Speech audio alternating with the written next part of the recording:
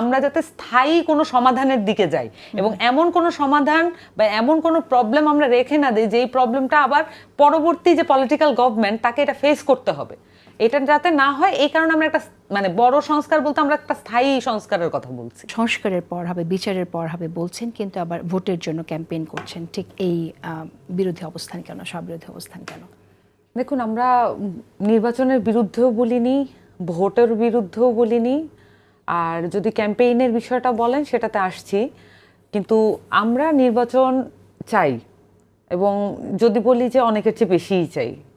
বাংলাদেশের মানুষ 3টা অবৈধ নির্বাচনের ট্রমা থেকে বেরোতে পারছে না এবং আমরা শুধু চাচ্ছি এমন একটি নির্বাচন যেটা দিয়ে বাংলাদেশের মানুষের যেই বাজে মেমোরিটা আছে সেইটা ক্লিন হয়ে যাক এবং সেটা পরিষ্কার হয়ে যাক।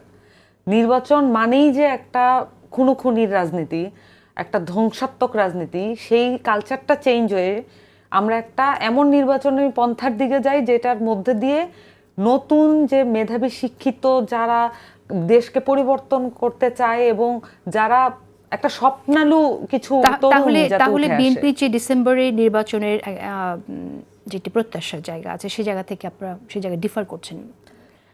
আমরা বলেছি কি ডিসেম্বর বা জুন এই টাইমলাইনে যেটা প্রধান উপদেষ্টা বলেছেন সেটার ব্যাপারে আমরা কেউ কোনো আপত্তি করিনি, কোনো ফোরামে দেখবেন না যে আমাদের মধ্য থেকে কোনো আপত্তি এসেছে।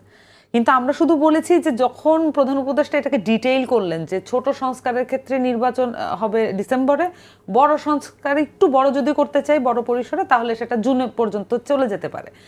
এই যে একটা অপশন, এই অপশনটাকে এমনভাবে একটা রিয়াকশন আসলো পুরো পলিটিক্যাল ফিল্ড থেকে, এটা আমাদেরকে একটু অবাক করেছে। কারণ একটা বড় সংস্কার বলতে আমরা কি বলতে চাচ্ছি, মানে যদি ধরি মানে ছোট সংস্কার বলতেই বা কি বুঝি আমরা। যেমন আমি আসলে কথা বলছিলাম, আমাদের গতকালের অনুষ্ঠানেই ছিলেন নির্বাচন কমিশন সংস্কার বিষয়ক কমিশনের সদস্য, তিনি বলছিলেন সকল সংস্কারও যদি আমরা করি বড় সংস্কার তবুও 1 মাসের মধ্যে আসলে সম্ভব। এটা তো সিদ্ধান্তের ব্যাপার, আসলে সবগুলো দলের ঐক্যমতের ব্যাপার।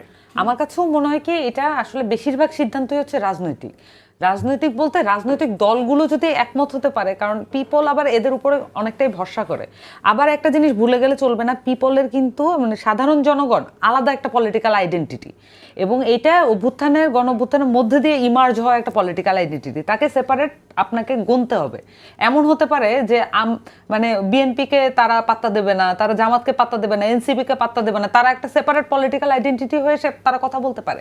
এটা যদি রাখি তাহলে রাজনৈতিক দলগুলোর উপরে কিন্তু তারা একরকমের ভরসা রাখেন, তারা দৈনন্দিন কাজকর্ম নিয়ে ব্যস্ত থাকে এবং রাজনৈতিক দলগুলো এগুলো ডিল করবে তাদের হয়ে, সেই ভরসাটা কিন্তু আমাদের উপরে রাখেন।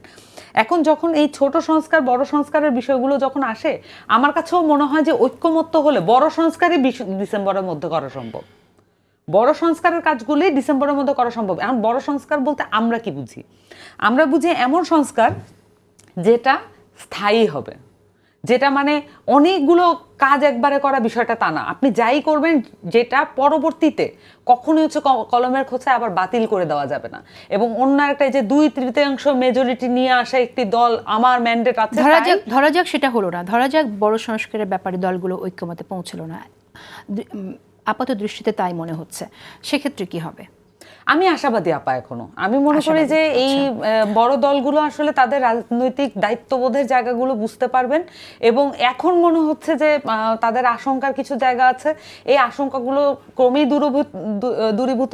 আপনি একটা কোশ্চেন করেছিলেন যে আমরা কেন রাজনৈতিক দলগুলোর সাথে বসছি না বা এই দূরত্ব কেন তৈরি হচ্ছে, সেটার জবাবে যদি আসি, আমরা কিন্তু রাজনৈতিক দলগুলোর সাথে একটা নানানভাবে আলাপ করার একটি প্রক্রিয়া চালু করেছি এবং আমরা মানে পার্টি হওয়ার পরে একদম আনুষ্ঠানিক কিছু বৈঠক, অনানুষ্ঠানিক বৈঠক, যাতে করে যে দূরত্বগুলো তৈরি হয়েছে সেটা এনসিপির পক্ষ থেকেও যাতে এই উদ্যোগগুলো একদম সবসময়ই নেওয়া হয় এবং এই যোগাযোগগুলো যদি হয় তাহলে তারাও বুঝতে পারবেন যে আমাদের কোনো নির্বাচন প্রলম্বিত করার কোনো ধরনের কোনো ইন্টেনশন নেই, বরঞ্চ আমরা চাই যে যত দ্রুত মানে নির্বাচন হোক। কিন্তু নির্বাচনের ক্ষেত্রে আমাদের যে প্রতিষ্ঠানগুলো যেটা ধ্বংসপ্রাপ্ত এবং এগুলোর মধ্যে বেশিরভাগ সাংবিধানিক প্রতিষ্ঠান, এখানে হচ্ছে মানে গ্যারাকলটা এখানে যে সাংবিধানিক প্রতিষ্ঠান, সংবিধানের কিছু জিনিস চেঞ্জ না করে আবার সাংবিধানিক প্রতিষ্ঠানগুলো পরিবর্তন করা সম্ভব হবে না।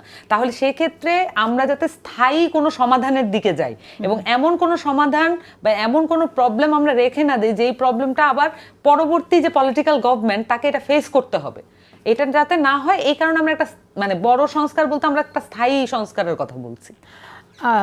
স্থায়ী সমাধান বা স্থায়ী সংস্কার এগুলো আসলে মানে কথাগুলো এখনো পর্যন্ত কিন্তু এটা স্পষ্ট রিলেটিভ, কি স্থায়ী হবে কি স্থায়ী হবে না, কতটুকু সংস্কার হলে স্থায়ী হবে বা হবে না সেটা আসলে আলোচনা করতে গেলে আমাদের সময় লাগবে। আমি একটু এগিয়ে নিতে চাই। আপনি জানেন যে জামাতের আমির বিএনপি চেয়ারপারসনের সাথে দেখা করেছেন লন্ডনে এবং বিএনপির ভারপ্রাপ্ত চেয়ারপারসন সেখানে ছিলেন। অনেকেই এই মিটিং থেকে অনেকে এরকম একটা আভাস দিচ্ছেন যে তাদের মধ্যে এক ধরনের ঐক্য হয়েছে, নির্বাচনে জোটের ঠিক না হলেও সেটা হয়তো আসনের এক ধরনের ঐক্য হয়েছে। আপনি বিষয়টা কীভাবে দেখছেন? প্রথমত আমি আশা করি তাদের মধ্যে ঐক্যটা হয়েছে যে আওয়ামী লীগের বিচার করতে হবে এবং তাকে দল হিসেবে তাদের সাংগঠনিক বিচারের আওতায় আনতে হবে, এইসব বিষয়ে তাদের কথা হয়ে যদি থাকে তাহলে এটা আশা করব যে তাদের মধ্যে অন্তত কিছু মাত্র হলেও এই আলাপগুলো ছিল।